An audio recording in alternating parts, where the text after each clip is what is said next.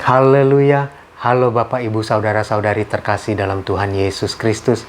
Kiranya damai sejahtera Allah yang melampaui segala akal memelihara hati dan pikiran kita semua dalam Kristus Yesus Tuhan kita. Matius 20 ayat 8, lalu ayat 11 sampai 14 saya bacakan. Ketika hari malam, Tuan itu berkata kepada mandurnya, "Panggillah pekerja-pekerja itu dan bayarkan upah mereka, mulai dengan mereka yang masuk terakhir hingga mereka yang masuk terdahulu." Ayat 11, ketika mereka menerimanya, mereka bersungut-sungut kepada Tuan itu.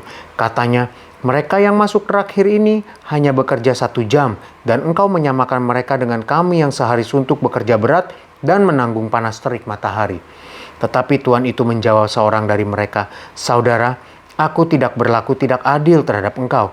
Bukankah kita telah sepakat sedinar sehari? Ambillah bagianmu dan pergilah. Aku mau memberikan kepada orang yang masuk terakhir ini sama seperti kepadamu." Bapak, Ibu, Saudara-saudari, ini adalah perumpamaan tentang pemilik kebun anggur dan pekerja-pekerjanya. Pemilik kebun anggur itu menggambarkan Allah dan pekerja-pekerja itu menggambarkan kita semua. Ada orang-orang yang bekerja mulai pagi-pagi benar, lalu mulai jam 9, jam 12, jam 3, dan jam 5. Tetapi mereka semua mendapat upah yang sama. Ini menggambarkan kita semua yang menerima keselamatan, yang ada yang menerima keselamatan lebih dahulu, lalu ada juga orang yang menerima keselamatan kemudian.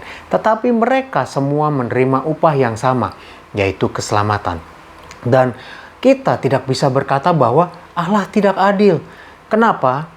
Karena Allah itu benar dan adil. Di dalam Yohanes 17 ayat yang ketiga, firman Tuhan katakan, "Inilah hidup yang kekal itu, yaitu bahwa mereka mengenal Engkau, satu-satunya Allah yang benar, dan mengenal Yesus Kristus yang telah Engkau utus." Dan juga dalam 2 Timotius 4 ayat 8, "Sekarang telah tersedia bagiku mahkota kebenaran yang akan dikaruniakan kepadaku oleh Tuhan, Hakim yang adil, pada harinya, tetapi bukan hanya kepadaku, melainkan juga kepada semua orang yang merindukan kedatangannya." Allah adalah Allah yang benar, satu-satunya Allah yang benar, dan juga Dia Hakim yang adil. Jadi, ketika ada orang-orang yang menerima keselamatan kemudian mereka tetap diselamatkan, itu keadilan Allah. Atau ada juga yang berargumen bahwa, yang dihitung bukan keselamatannya, tetapi berkat.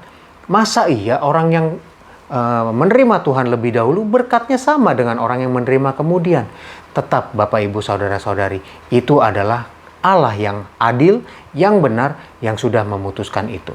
Dan kalau kita mau merenungkan, orang-orang yang pagi-pagi benar sudah menerima pekerjaan itu, orang tersebut sudah dalam keadaan damai, sudah dalam keadaan tenang. Kenapa?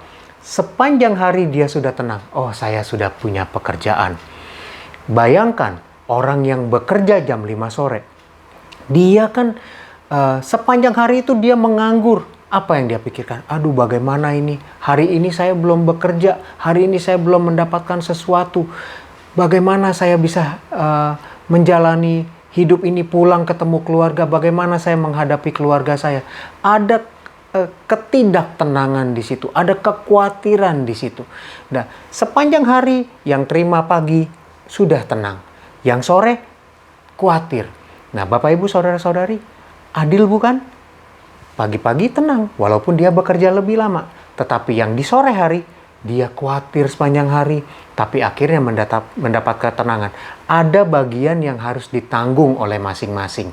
Nah, disitulah keadilan Tuhan. Jadi kita tidak bisa mengeluh bahwa Tuhan tidak adil. Justru karena Tuhan adil, bahwa Dia mencukupkan setiap orang sesuai dengan kebutuhan masing-masing. Disitulah juga keadilan Tuhan. Jadi Bapak, Ibu, Saudara-saudari, melalui firman Tuhan ini, mari kita merenungkan bahwa Dia Allah yang adil. Dia selalu memikirkan kebutuhan umatnya. Dia adil memenuhi kebutuhan umatnya. Dan juga setiap orang punya bagiannya masing-masing. Bagi yang bekerja lebih banyak, dia sedikit kekhawatiran. Tetapi bagi yang bekerja sedikit, tapi dia mengalami banyak kekhawatiran sebelum bekerja itu. Tuhan tolong supaya kita mengerti keadaan ini, sehingga kita bisa bersyukur kepada Tuhan. Mari kita berdoa. Haleluya. Tuhan Yesus, terima kasih untuk firman-Mu. Engkau Allah yang benar dan adil, dan kami percaya Tuhan, Engkau selalu mencukupi kebutuhan kami. Yang kami perlu lakukan adalah ya Tuhan, mengucap syukur. Kalau kami bisa mendapat keselamatan, kami bisa mendapat berkat di awal, bukan berarti Engkau tidak adil. Tapi kami Tuhan patut mensyukuri damai sejahtera yang sudah kami dapatkan sejak awal. Dan apabila Tuhan di antara kami ada yang masih harus menunggu, masih harus khawatir, menantikan apa yang Engkau berkat-berkat daripadamu, kami pun percaya ya Tuhan, ada waktunya nanti. Engkau mencukupkan kami, Engkau mencukupkan segala kebutuhan kami, sehingga Tuhan, Engkau itu adil dan keadilan-Mu dapat kami terima. Terima kasih Tuhan, terima kasih. Tuhan tolong kami semua. Dan saat ini Tuhan, hamba berdoa bagi umat-umat-Mu, jemaat-jemaat-Mu.